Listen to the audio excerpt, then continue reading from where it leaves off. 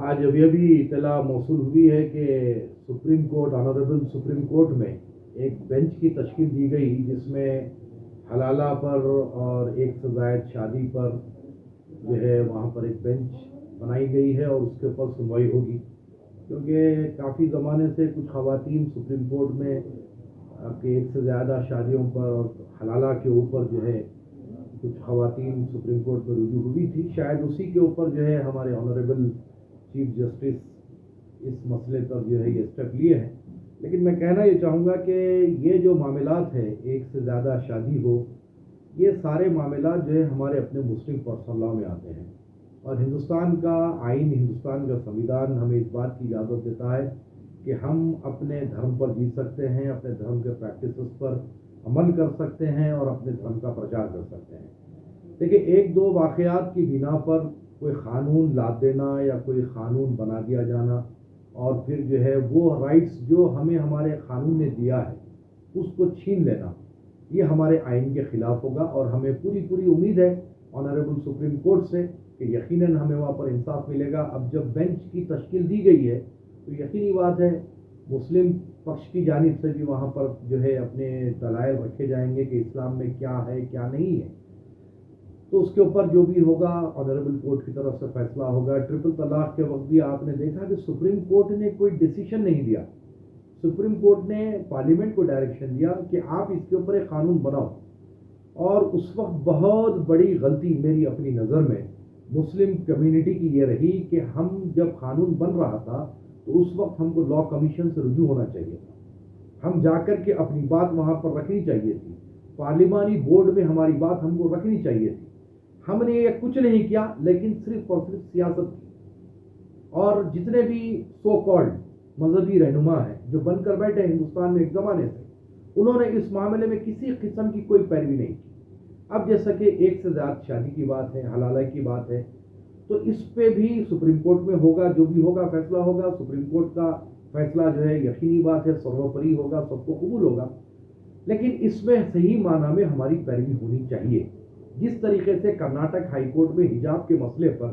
پیروی صحیح نہیں ہوئی، میں کھلے عام کہتا ہوں یہ بات کو، کہ دیکھیے سورہ الاحزاب میں یہ بات واضح طور پر کہہ دی گئی ہے کہ جب لڑکی بالغ ہو جائے تو وہ جب گھر سے باہر نکلے تو اپنے سر سے پاؤں تک اپنے تن کو، اپنے چہرے کو ڈھانپ کر نکلے،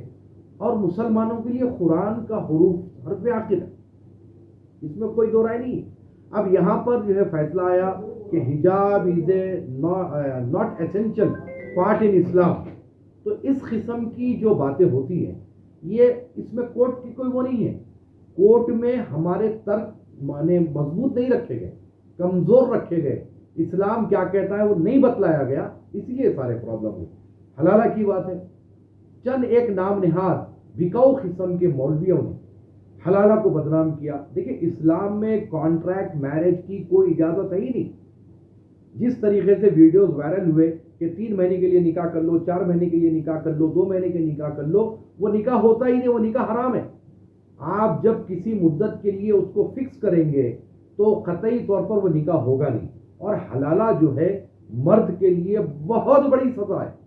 اور حلالہ کے جو صحیح معنی ہیں وہ یہ ہے کہ اگر کسی مرد نے اپنی عورت کو طلاق دے دیا تو اتفاقی طور پر اس کا نکاح کسی سے ہوگا، پھر اتفاقی طور پر وہ طلاق دے گا، تب جا کر کے یہ آدمی سے اس کی شادی ہو سکتی ہے۔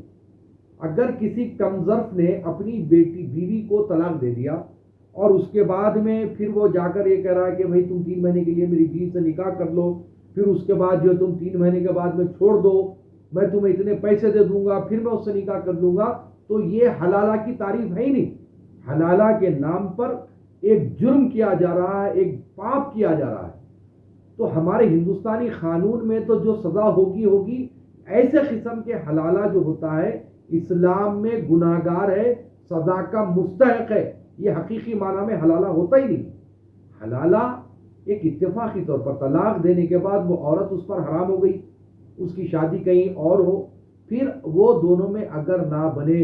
کچھ ایسے حالات بنے کہ وہ شخص اس کو طلاق دے دے، تب جا کر کے وہ شخص کے پہلے آدمی سے اس کا نکاح ہو سکتا ہے۔ تو یہاں پر آپ فکسیشن جو کر رہے ہیں، میچ فکسنگ جو ہے یہ نہیں ہے۔ اب آپ دیکھیے یہ معاملہ کورٹ میں آیا، آنریبل کورٹ نے جو ہے بینچ بنا دی، सुनवाई होगी, लेकिन यहां पर भी आप देखेंगे काम से ज्यादा सियासत चलेगी, काम कम होगा, सियासत ज्यादा चलेगी। चाहे किसी पक्ष की बात, मैं कोई एक पक्ष की बात नहीं कर रहा हूं,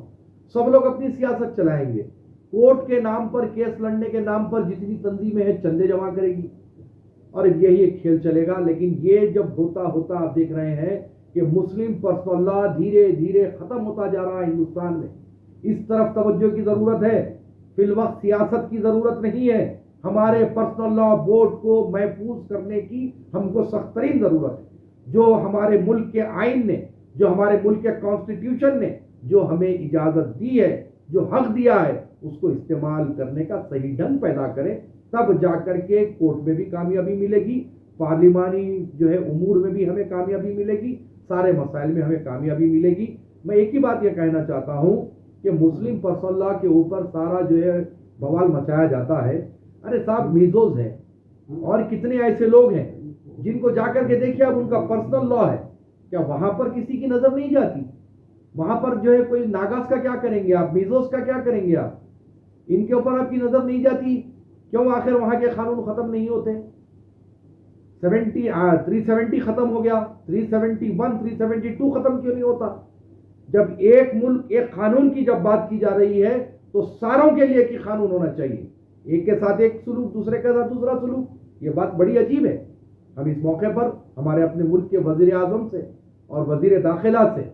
हम गुजारिश करेंगे कि आप कोई भी मामले में, जब इस्लामिक मामला है, पर्सनल लॉ, मुस्लिम पर्सनल लॉ का जब मैटर है, तो आप मुस्लिम धर्म गुरुओं को बुलाएं, बिठाएं, बात करें, उसके बाद में कोई फैसला करें।